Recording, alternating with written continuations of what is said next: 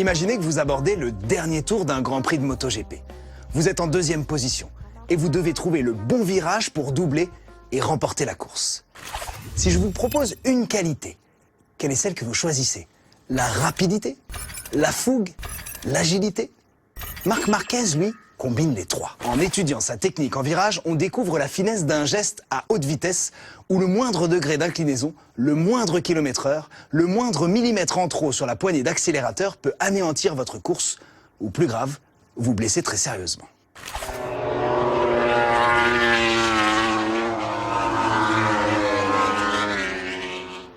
Comme la moto de Marc Marquez file à plus de 300 km/h, nous avons pris notre caméra qui transforme les secondes en minutes pour comprendre qu'aller vite en courbe n'est pas seulement une histoire de machine. C'est d'abord une prouesse humaine. Un périlleux pas de deux entre un pilote et sa moto. Bienvenue dans Invisible. Marc Marquez est un supersonique funambule.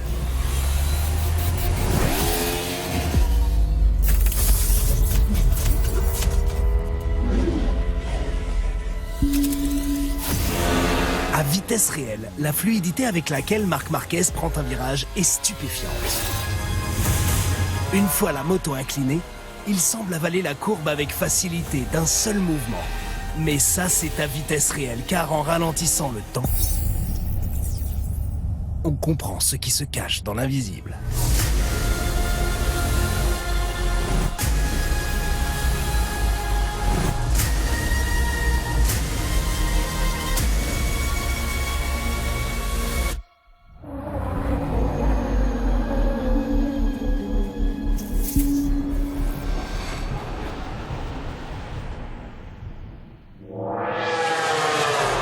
Dans ce virage, l'Espagnol vire à plus de 130 km/h. Sa moto de 160 kg inclinée à 60 degrés. Il prend donc cette courbe aussi vite qu'une voiture sur l'autoroute. La moto aussi proche du sol qu'un athlète de short track. Pour trouver cette fluidité, ce sont des dizaines d'actions qu'il doit effectuer.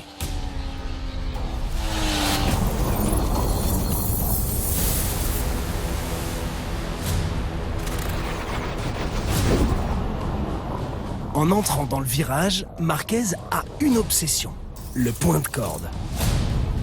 C'est une cible imaginaire qu'il faut toucher pour avoir la meilleure trajectoire possible. Son endroit dépend des pilotes, de leur vitesse, de leur inclinaison. Au freinage aussi, chacun a son style. Certains aiment rester droit. Marc Marquez, lui, aime la glisse.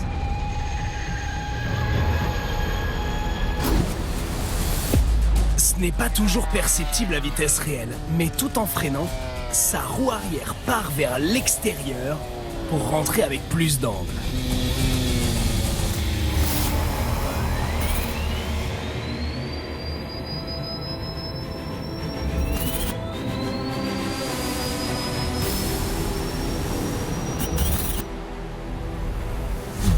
La moto placée, la bonne vitesse atteinte, il doit maintenant se pencher pour trouver la bonne inclinaison.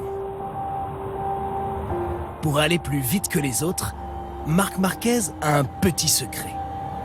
Il sort tout son corps de la moto.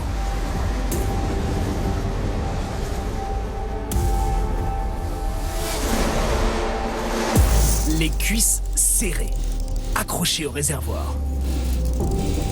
Le point le plus écarté de son corps est à près de 60 cm de sa moto.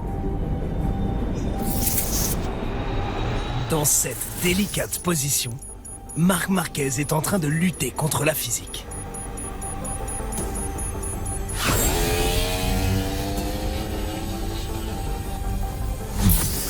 En courbe, la force centrifuge pousse la moto vers l'extérieur.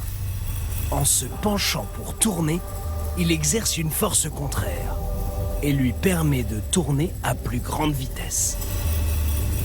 Marc Marquez est constamment sur un fil. Le geste signature de la moto a longtemps été de faire toucher le genou dans les virages. À son arrivée dans la catégorie reine en 2013, Marquez a banalisé l'utilisation du coude.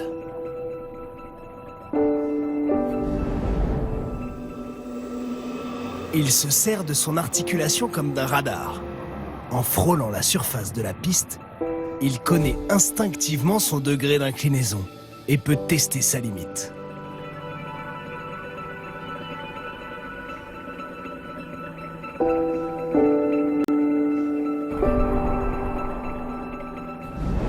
Une limite souvent infime. Lorsqu'il est penché au maximum, la surface de contact entre les pneus et le sol n'est pas plus grande qu'une pièce de 2 €.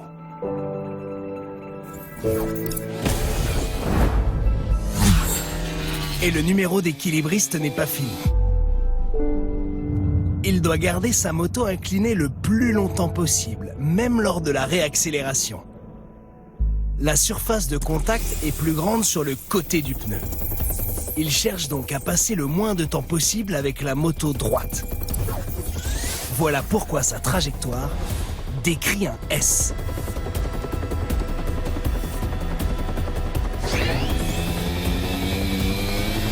S'il accélère trop fort en sortie de virage, sa roue avant peut se soulever d'une dizaine de centimètres, alors qu'il est encore penché.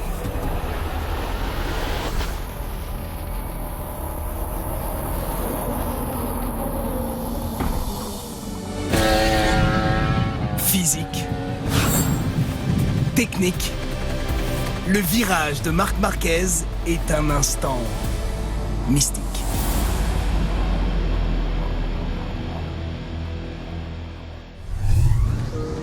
Marc, merci pour ce cours de virage. Il y a beaucoup de vent aujourd'hui au Qatar, c'est un peu compliqué.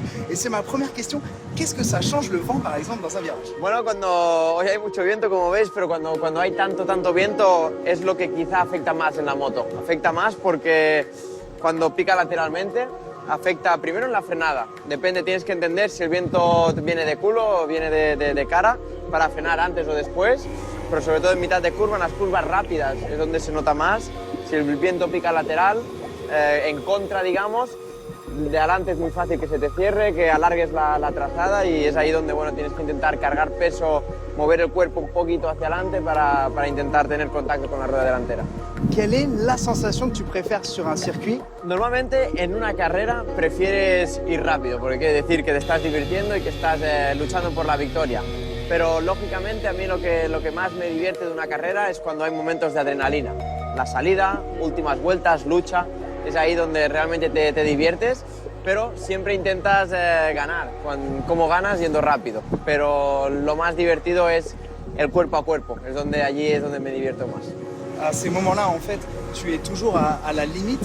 Quel est ton rapport à la peur? Sí, bueno, yo creo que en una carrera si la carrera dura 20 vueltas, no vas las 20 vueltas al límite, sino que te tienes que ir gestionando poco a poco, te tienes que también entender qué pasa en la carrera, pero nunca piensas en el miedo, nunca piensas en el riesgo, sino que en una carrera prácticamente se te olvida todo. A veces corremos lesionados y se te olvida la lesión.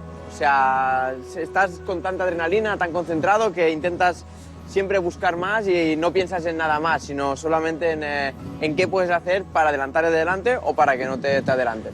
Est-ce qu'il y a des virages que tu préfères? À gauche, peut-être, à droite? Las curvas que prefiero son a izquierda. Siempre se me han dado mucho mejor las curvas a izquierda. No sé por qué, quizá porque de pequeño hacía mucho dirt track y siempre dirt track solo se gira de izquierda, pero sí que es cierto que cuando viene un circuito de curvas de izquierda sé que es uno de mis puntos fuertes y donde debo atacar. Y lógicamente, bueno, curiosamente, me cuestan las curvas de derecha un poco más. Y es ahí donde, bueno, también trabajo en casa, trabajo con mi estilo de pilotaje para mejorarlo. Justement, qu'est-ce qu'il te reste à travailler dans ta technique? Où est-ce que tu peux aller chercher encore plus loin? Lógicamente intentas trabajar en muchos puntos, reforzar los fuertes, pero sobre todo intentar mejorar los débiles. Tengo puntos débiles, está claro que en mi pilotaje tengo puntos débiles. Por ejemplo, cuando empecé en MotoGP, hubo una época que era demasiado agresivo, castigaba mucho los neumáticos. Ahí intenté mejorarlo para distancia de carrera intentar mejorar. Marc Marquez attaque dans le petit gauche, il restera 3 virages à droite à haute vitesse. Andrea Dovizioso réplique les deux pilotes quasiment coude contre coude. Marc Marquez, on sait qu'il est très chaud en attaque. Luego, lógicamente, era un piloto agresivo, esto que hacía, la moto se convertía muy inestable. Ahí también hemos estado trabajando, yo y la moto, para intentar tener una moto más estable. Y luego, sobre todo, la paciencia, es donde trabajas más. Siempre he sido un piloto de sangre caliente, siempre he querido más, siempre atacar. Y he ido aprendiendo durante los años que no siempre es bueno atacar, sino que también a veces es bueno mantener la calma. Marc, merci énormément pour ce cours. Bon courage pour la saison. Merci beaucoup. Et on se voit dans de nombreux virages où ça va glisser. Merci. Marc Marquez est 5 fois champion du monde à 26 ans, mais n'a pas encore fini de s'améliorer. C'est lui, par exemple, qui tombe le plus depuis 2 ans. Beaucoup plus que les autres champions du monde du paddock. Mais ces chutes ne sont pas toujours des erreurs. C'est le style Marquez, être toujours à la limite pour aller plus vite. Pour comprendre ce qui rend son pilotage si unique, voici le bloc-notes. Il y a 2 grands types de trajectoires pour prendre un virage. Une première, plus large, où le pilote peut réaccélérer plus fort. Elle est utilisée en qualification pour aller vite, lorsque les pilotes n'ont pas à se préoccuper de leurs adversaires. Mais le défaut, c'est qu'elle laisse de l'espace aux autres pour passer. La deuxième trajectoire, plus serrée, est donc utilisée en course. Le pilote est plus à l'intérieur, et en prenant plus de place, elle dissuade les adversaires de s'engouffrer d'un côté ou de l'autre. Le talent de Marc Marquez, c'est de savoir combiner les deux. Il parvient à s'engouffrer à l'intérieur et à ressortir large pour défendre.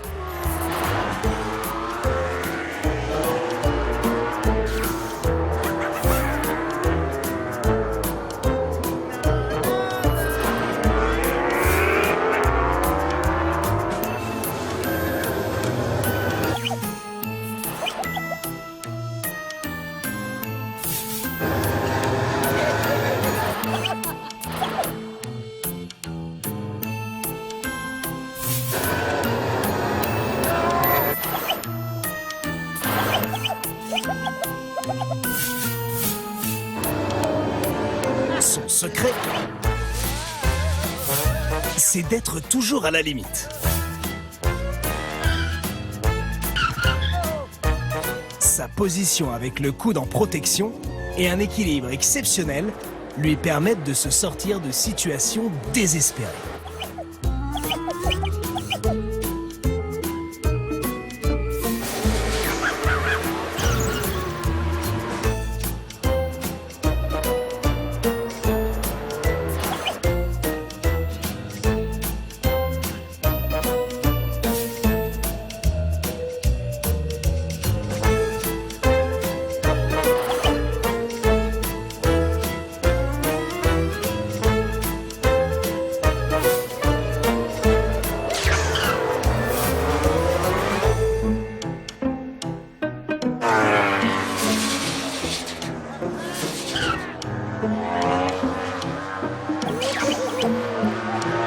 Son agressivité se retrouve aussi dans ses dépassements.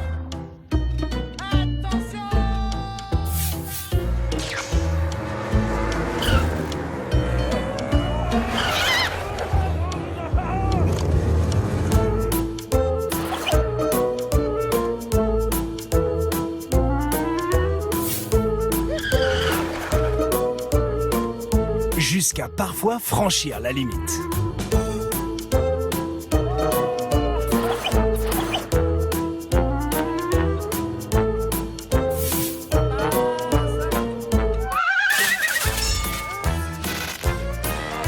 Mais Marquez a aussi mûri. Au Qatar, lors du premier Grand Prix, il a essayé de dépasser Dovizioso lors du dernier virage, mais sans tenter l'impossible.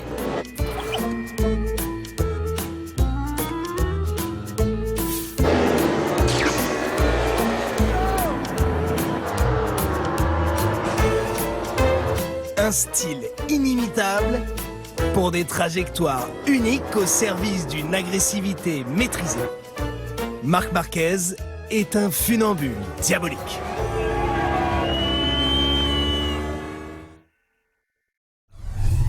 Dès sa première année en MotoGP, il gagne le championnat et devient le plus jeune champion du monde de l'histoire à 20 ans, battant le record de la légende Freddie Spencer.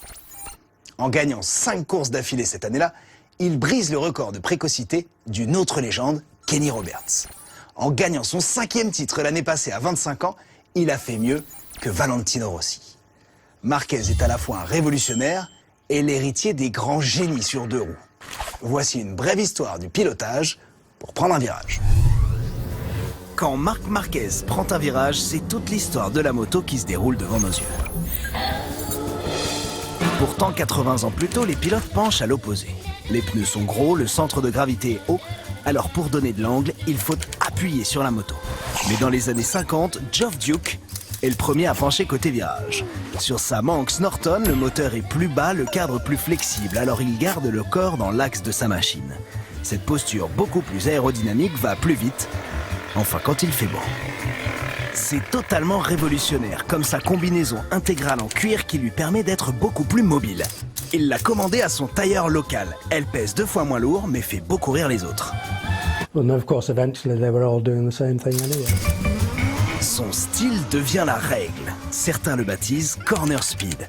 De la vitesse en entrée de virage et de belles trajectoires léchées. De nombreuses légendes l'ont adopté comme Michael Wood,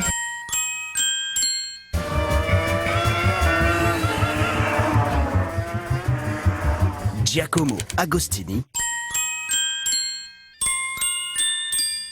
ou Jorge Lorenzo. Ce style est généralement considéré comme le plus pur, surtout comparé à la technique du point and shoot, l'autre grande école. On freine fort, plonge avec beaucoup d'angle et on redresse la moto le plus tôt possible pour réaccélérer vite et fort. Depuis l'époque où les premiers pilotes sortent le genou, les disciples sont nombreux. Mais le maître, c'est Kenny Roberts. Sa Yamaha TZ50 est surpuissante. Mais il a appris à rouler en dirt track. Sur ces pistes en terre, il n'y a pas de frein avant sur les machines. Alors les pilotes contrôlent les glissades avec l'accélérateur. Roberts est le premier à se protéger les genoux avec du scotch. Il n'y a qu'un seul génie à être passé d'un style à l'autre. Valentino Rossi. Le docteur est un pilote plutôt de l'école Corner Speed à son arrivée. En 2007, une nouvelle génération pousse plus loin le style point and shoot. Casey Stoner trouve 2 points de corde en faisant pivoter sa moto avec son corps. Alors Rossi s'adapte et se penche de plus en plus. Surtout quand Marc Marquez arrive en 2013. Il trouve des angles jamais vus et devient la dernière évolution du style en moto. Voilà pourquoi chacun de ces virages contient plus de 100 ans d'histoire.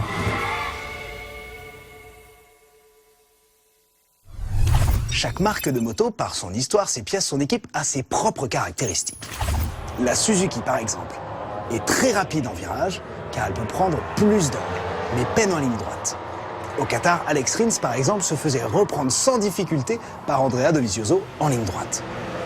La Ducati de l'Italien est la plus puissante, la plus rapide en ligne droite, mais aussi la plus rigide dans les courbes et la plus difficile à manœuvrer. La Yamaha de Rossi est extrêmement performante, mais demande un pilotage rigoureux. Il faut qu'au freinage, les 2 pneus soient bien en ligne pour pouvoir tourner. Tout l'inverse de Marquez, qui a trouvé avec sa Honda une moto agressive et tolérante au niveau de la glisse. Bref, le mariage parfait. Pour célébrer les STI, les sauvetages totalement inespérés, notre BDL, notre bureau des légendes, a compilé les plus beaux RBR, les rattrapages de bécanes récalcitrantes. C'est le SDD, le souci du détail.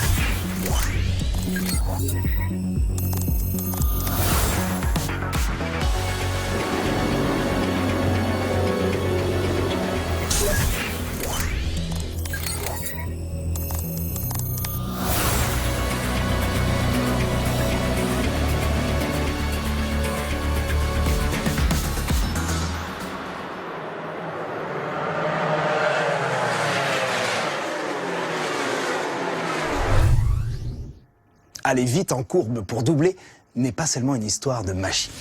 C'est un pas de deux avec un animal fougueux qui demande de la grâce et de l'agressivité, du sang-froid et de la folie. Depuis 6 ans, Marc Marquez réécrit l'histoire de la MotoGP avec des dépassements comme celui-ci sur Valentino Rossi.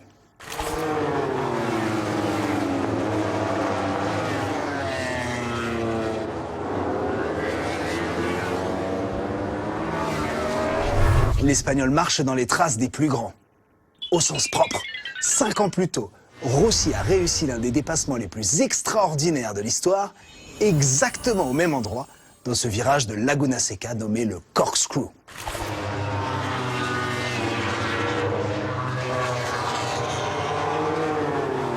On se quitte avec le virage le plus fou de l'histoire de la MotoGP pour comprendre pourquoi cette manœuvre de Valentino Rossi est instantanément rentrée dans la légende. On se retrouve le mois prochain avec un nouveau geste et un nouveau sport. D'ici là, vers l'invisible et au-delà. Quand Valentino Rossi déborde Casey Stoner au 4e tour, l'Italien surprend. Cette agressivité dans les dépassements détonne. Le docteur est un félin plutôt patient qui préfère courir derrière ses proies et les dévorer au moment opportun. Pour le dernier Grand Prix de l'histoire à Laguna Seca, Stoner a réalisé le meilleur temps des qualifs.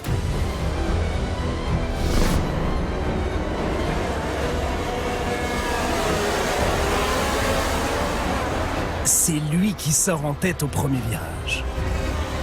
Après un mauvais départ, Rossi repasse 2e. Et les deux hommes s'envolent pour l'une des plus grandes bagarres de l'histoire. C'est le 11e Grand Prix de l'année. Rossi devance Stoner au classement de 20 points. Mais la saison est à un moment charnière. L'Australien reste sur 3 victoires consécutives. À Laguna Seca, l'Italien a du mal à contenir la Ducati de son adversaire. Plus puissante, plus rapide en ligne droite. Dès le début de la course, Rossi a donc décidé de passer devant pour contrer. I have to try to stay in front because anyway, here is difficult to overtake. My bike worked very well and I'm very strong in braking, so it's possible to have a great pace and make a great battle.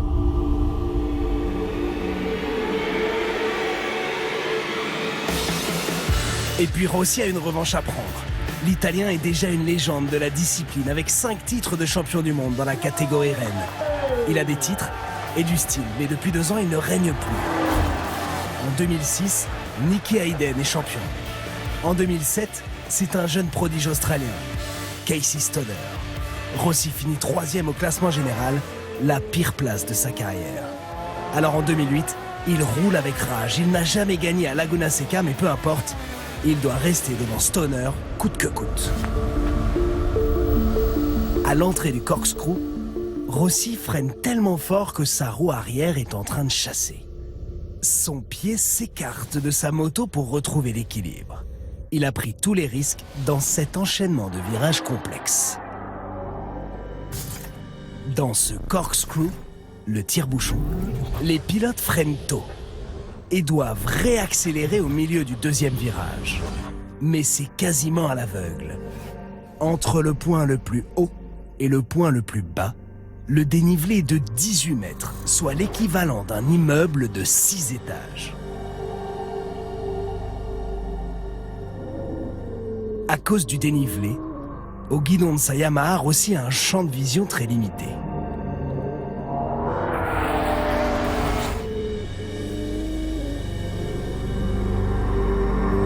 Il est en train de relever sa moto quand il s'aperçoit que sa trajectoire est impossible.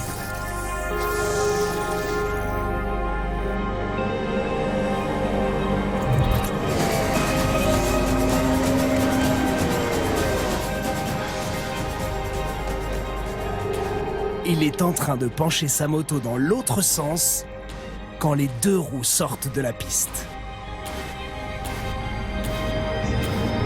Dans une position impossible, sa moto se retrouve penchée au maximum quand il est à cheval entre le vibreur et la terre.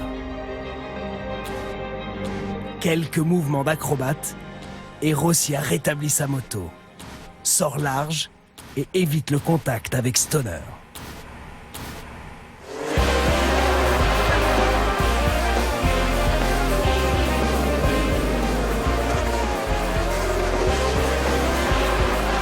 Mais la bataille tactique n'est pas finie. Les pilotes sont à la limite à chaque virage. Stoner veut passer pour s'échapper. Rossi veut garder la tête pour contrer. À 8 tours de l'arrivée, Stoner pousse encore une fois, mais vire bien trop large et tombe. Rossi s'envole et s'impose. Les deux pilotes ont tellement d'avance que malgré sa chute, Stoner finit quand même deuxième de cette course. Rossi remporte les 4 grands prix suivants et redevient champion du monde. C'est le 6e titre de sa carrière. Il est désormais le 2e pilote le plus titré de tous les temps. Valentino Rossi vient de changer l'histoire de la moto.